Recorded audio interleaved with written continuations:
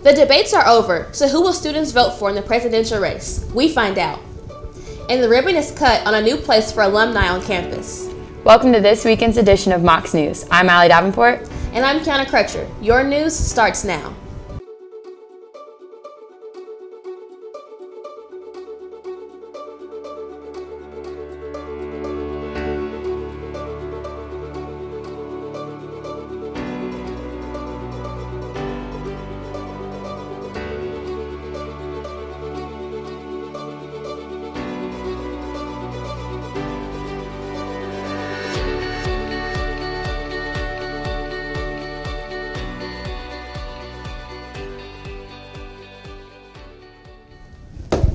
The last of the presidential debate is done.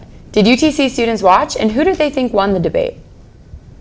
The debate was held Wednesday night in Las Vegas on the UNLV campus. The contest quickly shifted from a calm, policy-focused face-off into a bitter and deeply personal confrontation. Trump called Clinton a nasty woman, while Clinton said Trump was unfit to be commander-in-chief. Polls after the debate showed most believe Clinton won the debate. We wanted to know what students think about the race, and here's what they had to say.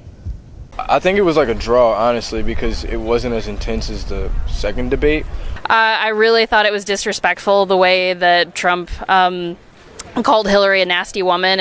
If it was up to me, I would want somebody to be written in. So I've always swayed towards the Republican side, but I must say in this election, I'm not sure who I'm going to vote for. I want to say like a third party, but I'd probably just vote for Hillary. Why? I feel like she knows more of what she's doing than Trump. Yeah, I guess I would say Hillary won. No. If you were going to vote today, who would you vote for? Jill Stein. I'm still debating on it because I'm still listening to what they have to say in their platforms and kind of researching on what they stand for and what they think. I think Hillary did better because she's more logical when she gives her answers. Personally, I know a lot of people are not voting because they don't feel any of these candidates are good for us. Early voting is underway now until November 3rd. Any voter can vote early. Polls are open from 8 a.m. to 4 p.m. Monday through Friday. For different voting locations, contact your local county election commission office. You must bring a government-issued ID like a driver's license in order to vote. UTC police say they are investigating a delayed report of sexual assault that happened on campus. The alleged assault happened in campus housing on Monday, but UTC officials are not giving specifics. They do say the alleged victim and attacker knew each other. Students can take back the night in a stand against sexual violence. The event will be held Wednesday night at Chamberlain Pavilion. Take Back the Night is an internationally recognized event that is a visible stand against sexual violence, specifically violence against women. Take Back the Night Chattanooga is open to UTC and the Chattanooga community. Students can see the world-class work of a renowned artist next week. The Cress Gallery of Art will hold Sangram Majumdar. He's the 2016 Diane Merrick Visiting Artist. Majumdar is the professor of painting at the Maryland Institute College of Art. He will have his painting on exhibit in the Cress Gallery through the end of the semester. He will also give an artist lecture on Tuesday at 5:30 in Durthick Hall. UTC alumni now have a place to call home on campus. A ribbon cutting celebrated the completion of a renovation project for the Alumni House. It's located at the corner of Oak and Douglas in a home that was built in the 1890s.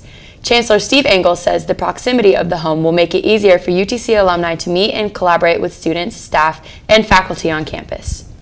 Hey Mox, how do you like this fall weather? Rain brought in cooler temperatures for Friday. We have predicted a high of 64 Saturday, then it warms up for the high in the upper 70s for next week. So you can't use the weather as an excuse not to go to the game at Finley Stadium. The Mox need our support after last week, and here's our Spencer Lim to tell us more. Thanks, Kiyanna. The Mox had a tough weekend last week. Here's Jonathan Najjar to tell you what happened. The Mox came up short against the Citadel Bulldogs last weekend in arguably the most important game of the season.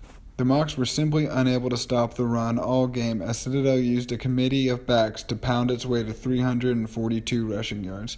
This was by far the most the Mox defense had given up all season. The Mox run game also struggled to get its legs under it. But UTC quarterback Alejandro Benefiel did have a nice afternoon as he threw for 240 yards and a touchdown. Unfortunately, his nice afternoon was not enough to overcome the lack of a ground game. All was not terrible for the Mocs on defense, though. They did hold the Bulldogs to a season-low 7 passing yards. Yes, that's right, like the amount of days in the week, 7. Even though the Mocs defense did struggle to stop the run, they did hold Citadel to a very beatable 20 points. But, unfortunately, the Mocs offense never really got its feet under them, and because of that, the Mocs have been forced to drop to second place in the division. Even though the Mocs suffered a tough loss, they are still the top team in the nation with only 1 loss. They are still in the hunt for the playoffs, but they will need to be perfect the rest of the schedule until the last week when they face Alabama. The hunt for the playoffs continues this week at home when VMI travels to Chattanooga. VMI is sitting at 3-3 and is giving up 435 yards a game to its opposition.